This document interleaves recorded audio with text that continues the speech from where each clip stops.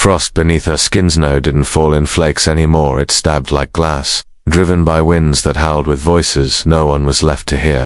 It was the kind of cold that didn't just cling to the skin, it invaded. It claimed, and she had nothing left to defend herself.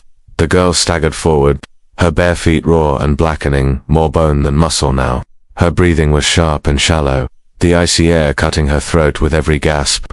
Her body had turned a pale, terrifying shade of blue, her skin thin as paper, her veins dark as ink. The cold had taken so much, and still it wanted more. She didn't even know how many days it had been since the crash. The sky was always the same gray, dead, timeless. Her name was Lyra, though she hadn't heard it spoken in what felt like lifetimes. Her small hands, stiff and purple, still clutched a half-melted emergency flare that had failed to fire. Hope was not only gone, that it had frozen to death before she did. Her alien physiology, once capable of surviving deep-sea pressure on her homeworld, was failing against this planet's atmosphere. The oxygen was thin, and the cold was unnatural. Her people had warned her about this place. Earth, they called it. A death world. Lyra never understood why humans were feared by the galaxy. Until now. Not because of their weapons, but because they lived here. 3 clicks away. A lone thermal beacon lit up faint red on an old radar panel. In a wooden structure carved into the mountain wall. A grizzled human in his mid-40s stared at the flickering signal. His shack groaned with the weight of wind pressing against it, like the world trying to collapse his solitude. He sipped burnt coffee from a tin cup and frowned. False positive, he told himself. Probably some animal tripping the sensor. A snow, hair, a malfunctioning drone, maybe a fallen icicle. Still, something made him grab the coat. His name was Mason Durrell, ex-Navy engineer. He had once built drop pods for interstellar jump units. Now he fixed power couplers and read old books, because there was no one left to talk to. And silence didn't lie. The radar beeped again, Mason muttered under his breath, and stepped into the blizzard. Lyra collapsed just shy of a ridge. Her knees gave out first, then her hands. The snow welcomed her face with cruel tenderness. She didn't even flinch when her cheek hit the ice. Only her eyes moved, no glassy flickering. She wasn't dreaming. This was real, and she was dying. But then, just as her vision faded, there was movement. A dark shape against the storm, tall, upright. Not a predator, not a ghost, a human. He dropped to one knee beside her, eyes wide. "Hey," he barked. "Hey, can you hear me?" She tried to answer, but her mouth wouldn't obey. He touched her shoulder and recoiled at how cold she was. Then, without hesitation, he stripped off his thermal overcoat and wrapped it around her small form. He scooped her up gently, like lifting something made of snow itself. "Hang in there," he muttered, adjusting his scarf. "You're not going to die on my doorstep, kid." She heard his voice only as a faint vibration, like warmth. Inside sound. She didn't know why a human would help her. She only knew she couldn't fight it, and for the first time in days, she didn't want to. Back at the shack, Mason worked fast. He ignited the core heater and pulled every thermal blanket from storage. She was barely conscious as he placed her on the padded workbench near the reactor core, his warmest spot. Her small limbs were blue-black, frostbite for sure. He didn't know her species, but the body didn't lie. He placed a heating gel pack against her chest and whispered, "Come on now. Don't check out on me." Her breathing was barely detectable. He slid a rebreather mask over her mouth and nose, calibrated the oxygen ratio, and watched her chest rise slightly. Alive. But only just. He sat beside her, unsure what to do next. He hadn't seen another living being in over a year, let alone this. An alien girl, half his size, half frozen, and somehow she looked lost, not dangerous, just lost. He sighed, watching her fingers twitch beneath the blanket. "What kind of galaxy lets something like you suffer like this?" he asked aloud, bitter. And yet here she was, on his doorstep, as if the universe was daring him to care. Again. Hours passed. Mason brewed tea he didn't really want. The storm screamed outside. Inside, the temperature rose slowly. He replaced the gel packs twice, then found himself dozing in the corner chair. A sound woke him, small, raspy.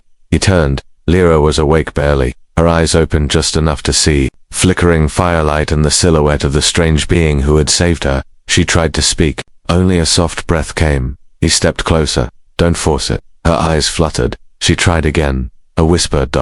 Why? "Why what?" he asked softly. She blinked slowly. "Why? Save me." He knelt beside her, his face now even with hers, because even Deathworlders remember what it's like to be cold. He reached over, pulling the blanket tighter around her. And because sometimes, he added, a frozen thing just needs a little fire. She blinked again, slower, now. And then, her body relaxed, not in surrender, but in trust. A fire in the cold the blizzard hadn't let up. It roared outside the cabin like a monster, angry it had been denied a meal. The wind slammed against the walls, testing the bolts and seals Mason had welded shut years ago. But the human inside didn't flinch anymore. This wasn't the first time the storm had come to break him. What was new was her. Lyra lay on his workbench, wrapped in every blanket he owned. A fragile form huddled close to a heat coil jury-rigged from an old power conduit. Her body had stopped convulsing.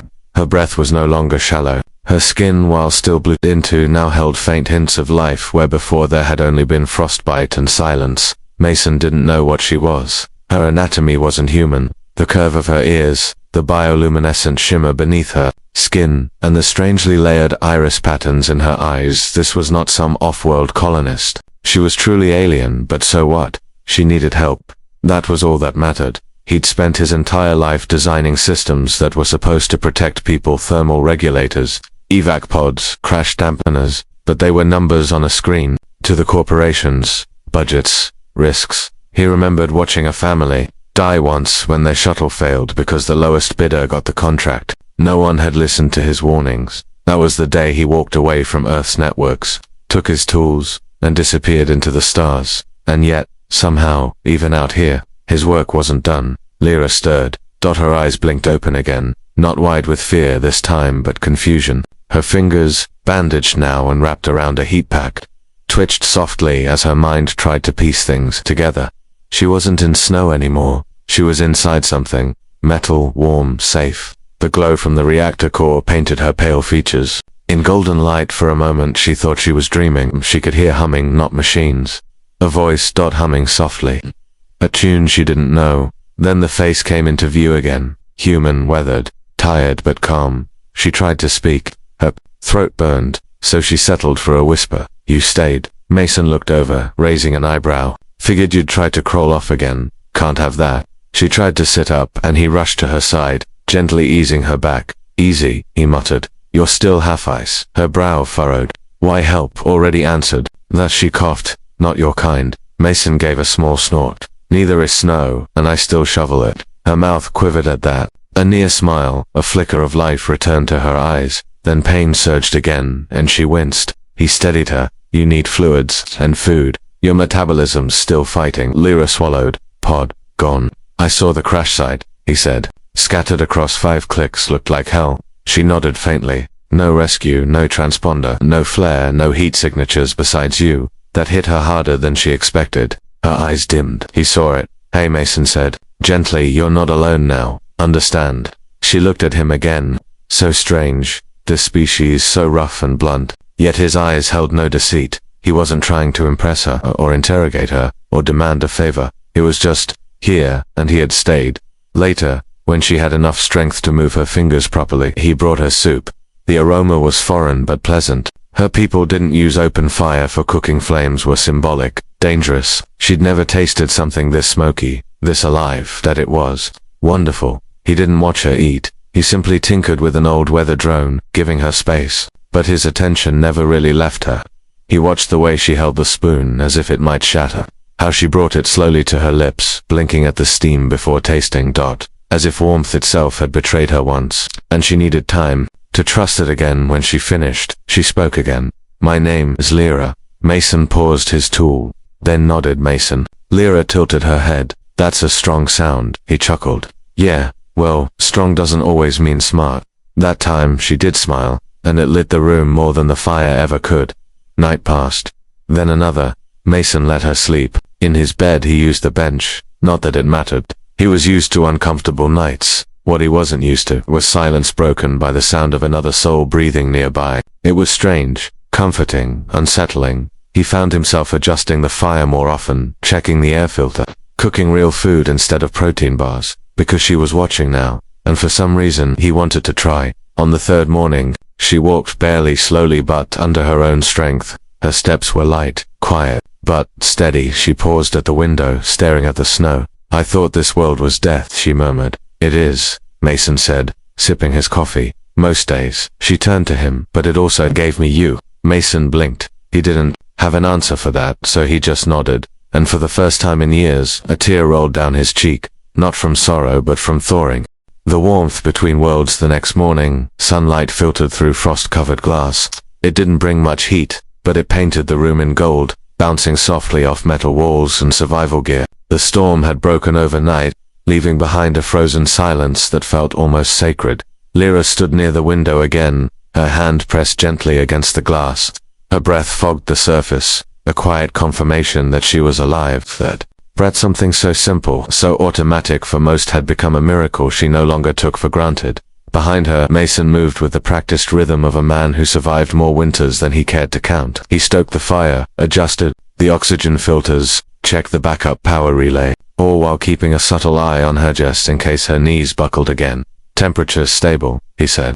Might even get a full hour above freezing today. Lyra turned toward him slowly, leaning slightly on the edge of the table. Is that good? Mason cracked a small grin. Up here, that's basically a vacation. She tried to smile back. The muscles in her cheeks were stiff from frost damage, but it was getting easier. Every hour felt like rediscovering how to be alive. You never left, she whispered. He glanced up from a broken thermal wrench. You could have left me out there. I could have, he agreed. Didn't want to. Why? He paused. Because once upon a time someone pulled me out of the ice. Lyra blinked. You were like me. He exhaled slowly, then looked out the window, eyes distant. Yeah, I know what it's like to think no one's coming. Later that day, she followed him outside. Bundled in extra gear, her steps were slow and unsure. The landscape was blinding, miles of white reflecting the sun like an ocean of diamonds. Ice crystals danced on the wind, and the world felt too big for someone so small and recently broken. Mason walked ahead but kept close, slowing whenever she did. This is the landing ridge, he said, pointing to a charred groove in the snow. Your pod tore through here like a buzzsaw. I found parts of your hull halfway down the cliff. Lyra looked around, quiet. I was supposed to land farther east. You were off by 12 clicks, not your fault. Atmospheric drag, here's a nightmare. She knelt in the snow, brushing away a frozen patch of debris. There, among twisted metal, lay a cracked nameplate in her language, her ship's name, nearly erased by impact. I was the only one still inside when it broke up, she murmured. Mason said nothing, just waited. They put me in the emergency pod. The others, they didn't make it. Her voice cracked on the last word. He crouched beside her, not touching, just there. You still did, he said softly. Tears didn't fall. Her species didn't cry like humans did, but her breathing hitched, and her head bowed low. The guilt was heavier than the cold. Mason stood. Come on, I want to show you something. They climbed a narrow ridge together, Lyra leaning on him for balance. At the top. He stopped and pointed across the wide flat valley below.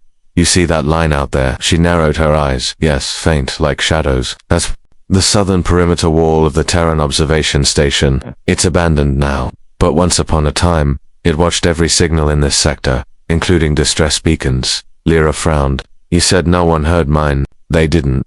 That station's been offline for 8 years. Satellite went down with it. Budget cuts, political failures, and a whole lot of silence since. Then why are you here? He didn't answer right away. Instead, he sat on the ridge, pulling his scarf down. I came here to forget. She sat beside him, careful. Forget what? A war, a woman, a version of myself I couldn't live with anymore. He chuckled bitterly. You know what the worst part of surviving is? She tilted her head. It's realizing that surviving isn't the same thing as living. They sat in silence. Then she said softly, but now, you're not alone. He looked at her, that alien girl who had nearly frozen to death in his backyard. No, he said, voice rough. Now I'm not. That evening, back in the cabin, she helped him cook. She'd never stirred a pot before. Her world used nutrient capsules and vapor infusion chambers. Fire was dangerous, primitive, beautiful. He showed her how to crush dried herbs into a soup. She marveled at the smell, earthy, rich, real.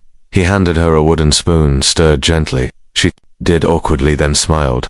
He handed her a knife. Cut these roots, not too thin. She stared at the blade, then mimicked his hand motion. Clumsy, but careful. It was a meal made by 2 survivors. It tasted like warmth earned the hard way. Afterward, she curled near the heater, and he watched her from the corner chair. You think you'll ever go back? He asked. Lyra was quiet. Then, I think I died out there.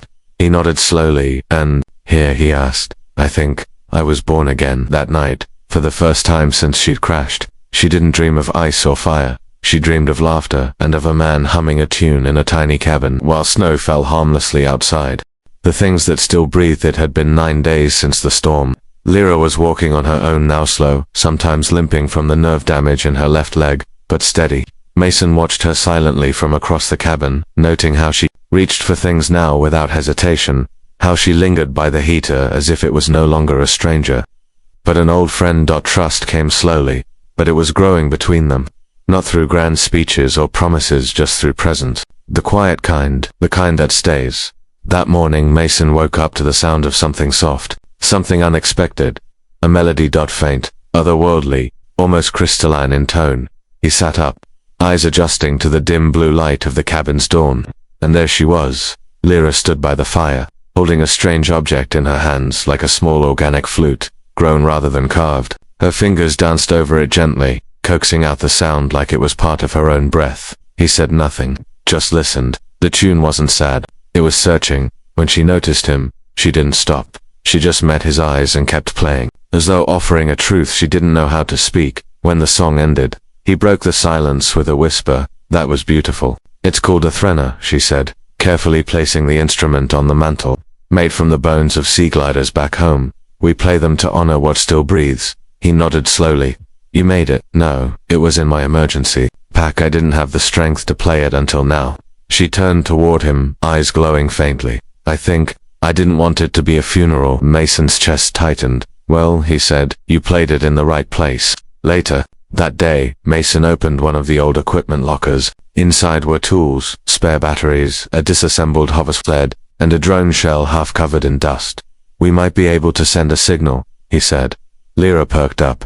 To my people, or anyone who's listening. She hesitated. Her people, would they come? Did they want her? She sat down beside him as he worked. Why did you stay here? She asked. Mason sighed, adjusting a calibration lens. After the war, there were too many voices, too many graves. I came here to disappear, but you didn't. He looked at her. You found me, she said simply. He smiled faintly. Yeah, I guess I did. Over the next few days, they worked on the drone together. Lyra, once fragile and fading, now handled tools with grace. Her long fingers were nimble, her mind sharp. She rewired an entire circuit matrix faster than Mason expected. Damn, he muttered. You're good. She tilted her head. Is that sarcasm? No, that's me being impressed. She looked pleased. And maybe, just maybe, proud. They tested the drone on the 5th day. It sputtered once, then rose slowly into the air. With a low hum, Lyra's eyes widened in awe. Mason handed her the transmitter pad. Your message, he said. She stared at the blank input screen. Her fingers hovered above it. I don't know what to say. Say the truth. Mason replied. That you're alive. That you're not alone. That someone's waiting. She typed slowly, each word deliberate. When she finished, they watched the drone zip out through the sky hatch and vanish into the blinding blue. For the first time in weeks, the cabin felt different. Not just a place of survival, but of possibility. That night, Lyra sat by the fire, legs crossed, staring into the dancing flame. Mason, she said softly. Yeah. If no one comes. He looked over. Can I stay? His chest rose, then fell. You don't even have to ask. She looked away, blinking fast. He added, the cabin's been quiet too long. I think it likes the sound of your voice. She laughed, a light, melodic sound that filled the room like wind chimes in spring. Then I'll keep talking, she said, for both of us. Later, when the fire had dimmed and the stars pressed against the roof like watching eyes, Lyra couldn't sleep. She walked quietly to the edge of the cabin and stood outside. The wind now soft against her skin. The cold no longer cut her like it used to. Maybe it was the clothing, maybe it was the body beginning to heal, or maybe it was him. She stared up at the stars. Somewhere out there, her people might be listening, or they might not. But behind her, in the cavern, there was a heartbeat, a fire, a man who had given her warmth when the galaxy offered none. And for now, that was enough. The signal and the silent snow fell again, but this time it was gentle. Not the kind that buried or blinded, just soft flakes swirling like feathers on the air. Mason and Lyra stood outside the cabin, bundled in makeshift thermal gear. She had grown stronger, her posture was straight now, her breath steady, her skin no longer tinged with death. They stared at the horizon together, waiting for a sign. The drone had been gone for 2 days. Do you think they got it? Lyra asked, her voice carrying over the wind. Hard to say, Mason murmured, squinting toward the pale sky. Could have hit a relay, could have been intercepted, could be bouncing around the network, looking for the right ear. She nodded, absorbing that silence stretched between them, but it wasn't uncomfortable. It was filled with the things they didn't have to say anymore. She reached into her coat and pulled out the threnna, the alien flute made from sea glider bone. She held it delicately, running her thumb across its smooth curves. I used to play this for my sister, she said, before she was chosen for the seed ship. Seed ship, Mason asked. It's what we call the long-haul colonizers. They send our brightest minds to new systems, to plant cultures and technology. My sister was brilliant. She left 3 cycles ago. We thought she'd write back. She never did. I'm sorry. Lyra gave a small smile. So am I, she hesitated. I think I'm afraid that if my people respond, they won't come for me. Just for what's left of the wreckage. Mason looked at her. You think you're just cargo? She looked down. I wasn't important. I was just on a research ground. I wasn't royalty or a pilot. You survived a crash, he said firmly. You walked through death. You earned every breath. Lyra's lips parted slightly. She stared at him, as though seeing him for the first time. Your species, she whispered. You fight for people you don't even know. We fight for what matters, Mason said. And you matter. She blinked rapidly and turned wise to wet. Too fragile for that moment. The next morning, the radio crackled. Mason was fixing the backup battery module when it buzzed to life with a burst of static, followed by a burst of alien syllables. Lyra sprinted from the other room. Play it again. She gasped. Mason rewound it, replayed the transmission. Her eyes widened. They got it, she whispered. They got my message. He stood, dusting his hands. What did they say? It's incomplete, fragmented, but they're searching. They know I'm alive. Mason nodded slowly. That's good. But something in his voice didn't match the words. She turned. You're not happy. I'm relieved, he said. But you think they'll take me away? Mason didn't answer, because yes he did. And the truth was, he didn't want her to go. Not because he needed her, but because in saving her, he had started to come alive again. He'd built more in the last 2 weeks emotionally. He had in the last 5 years. And the idea of returning to silence, it terrified him. That evening, Lyra sat by the fire, arms wrapped around her knees. She watched the flames flicker and said quietly, when I was little, I had a dream that I'd fall into the stars and keep falling forever. Mason looked up from the other side of the room. That doesn't sound like a dream. Sounds like a nightmare. No, she said. It felt like freedom, but also like loneliness. I think I understand it better now. She turned to him. I've never met anyone like you.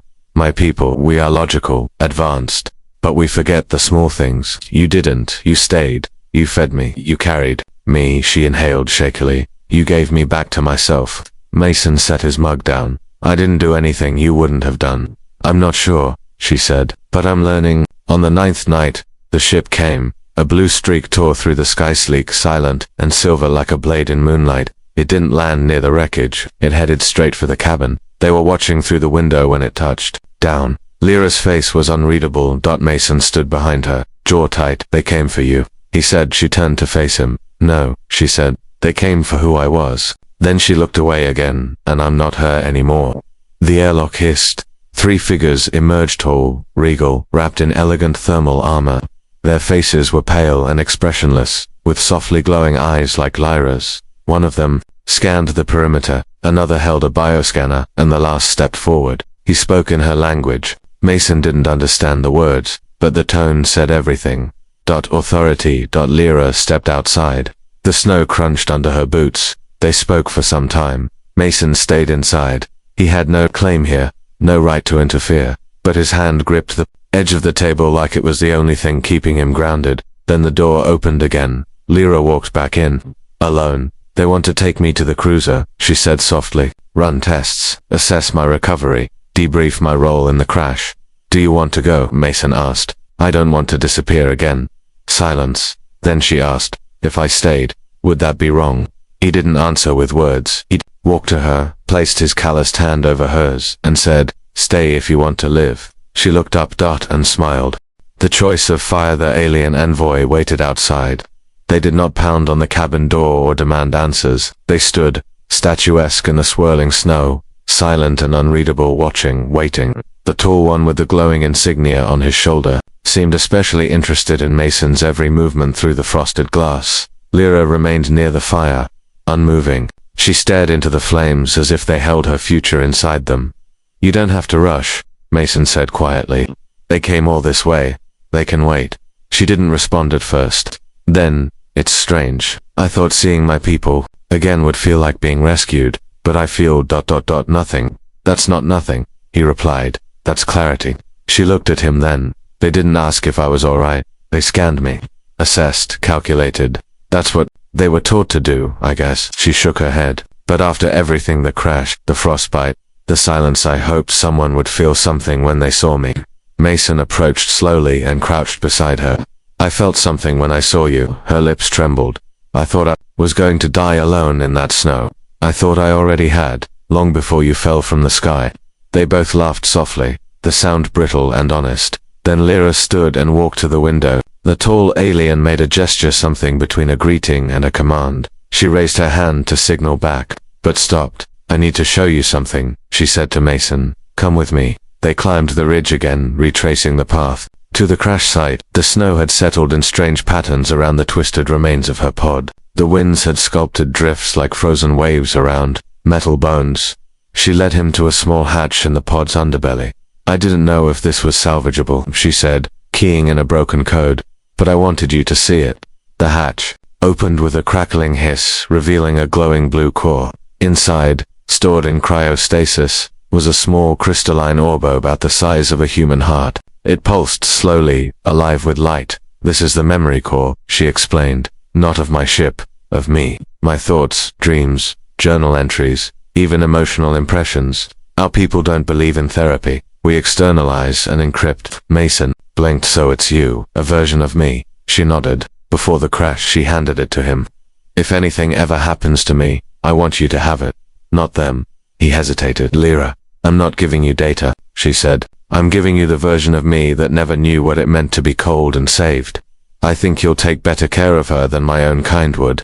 Mason accepted it gently, like a sacred object. "Thank you," he whispered. When they returned, the alien envoy had set up a temporary perimeter beacon. One of them approached again. Lyra stepped forward to meet them. This time, she didn't wait to be spoken to. "I am declining immediate transport," she said, in clear, confident tones. "I require time. The human you see beside me ensured my survival, and I will not be relocated without full psychological clearance from myself." The tall envoy narrowed his glowing eyes. "You are prioritizing a Terran over protocol. I am prioritizing what kept me alive. Your decision may jeopardize your reintegration." "Then, perhaps I don't wish to reintegrate." She snapped. Silence. Then the envoy looked past her at Mason.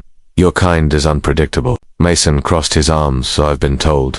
The envoy pressed a device into Lyra's hand. "You have 3 cycles. After that, a retrieval order will be issued. Make peace with your choices." He turned, his cloak flaring in the wind, and the group walked back toward their vessel. The ship lifted off without further words. Snowflakes drifted where it had hovered, swirling in silence. Back inside, Lyra sat down slowly, staring at the device they left her. "You okay?" Mason asked. "I don't know yet. That's okay. I think I chose something without knowing what I'll become because of it." "Sometimes," he said, "that's exactly what freedom looks like."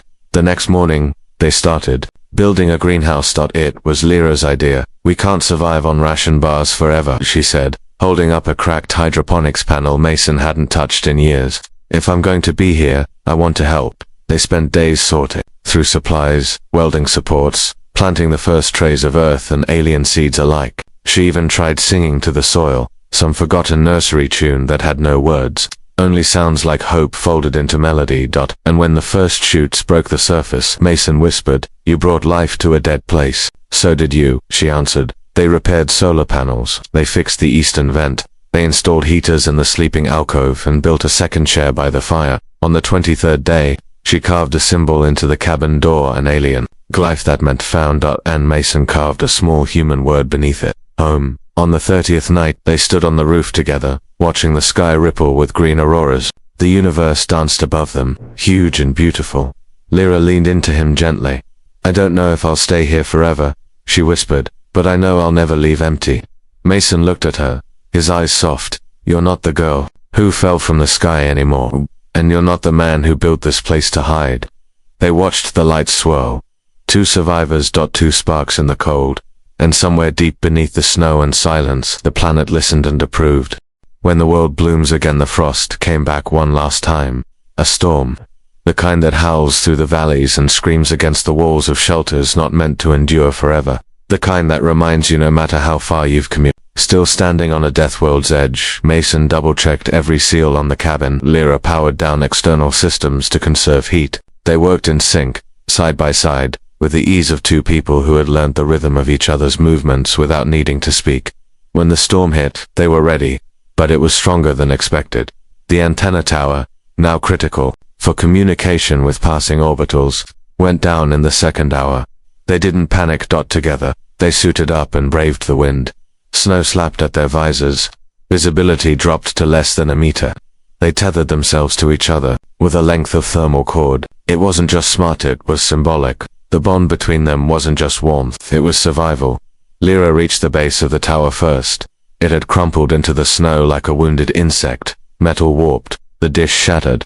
No fixing. This one, she said over the cum. Mason knelt beside her. We salvage what we can and rebuild. It took them an hour just to drag the pieces back. They didn't speak much after that. Not because there was nothing to say, but because this, now, was life, sharing the cold, patching what broke, holding on, not just to breath, but to meaning. When they finally got inside, soaked and freezing, they laughed. It started as a cough from Lored, then a breathless chuckle from Mason. Soon they were bent over, gasping through shivers, clinging to the door frame like kids who just outran a storm for fun. It wasn't joy, it was something deeper, proof that they were still here. The next morning, the sun rose sharp and gold on a snow-covered world. The storm had passed. Outside, the snow had piled in smooth drifts against the cabin, but inside the warmth held. The fire still burned. The greenhouse, shielded by makeshift insulation, was untouched. The fragile shoots inside had survived. Lyra touched the glass and smiled. They lived. They listened to you, Mason said. She looked at him. So did you.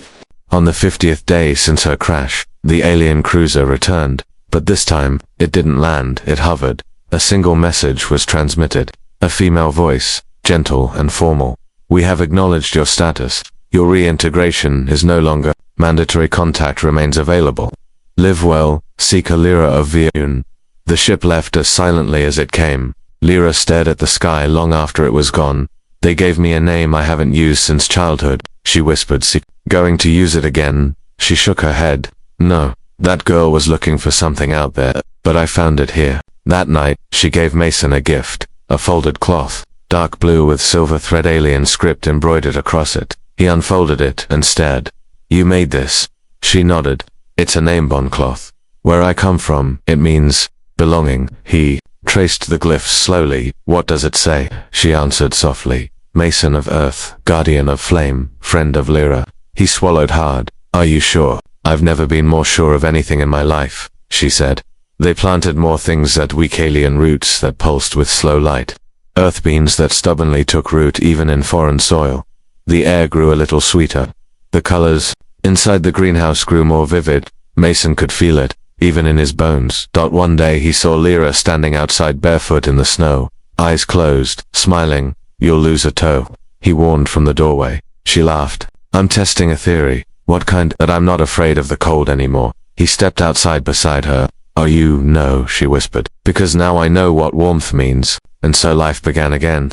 Not in some gleaming city or under the watch of flags and governments, but in a broken cabin, half buried in snow. On a planet the galaxy had labeled uninhabitable, a place where a human chose to save someone who wasn't his responsibility. A place where a girl who fell from the sky learned that survival is not just about breath but about connection. Together, they wrote a new kind of story, one not bound by race, or language, or species. A story of fire in the frost, of a human heart wrapped in calluses and grief, of an alien soul reborn in warmth, and though few would ever hear of it, the planet would remember, because on that cold, lonely world, something had bloomed, not just life but love.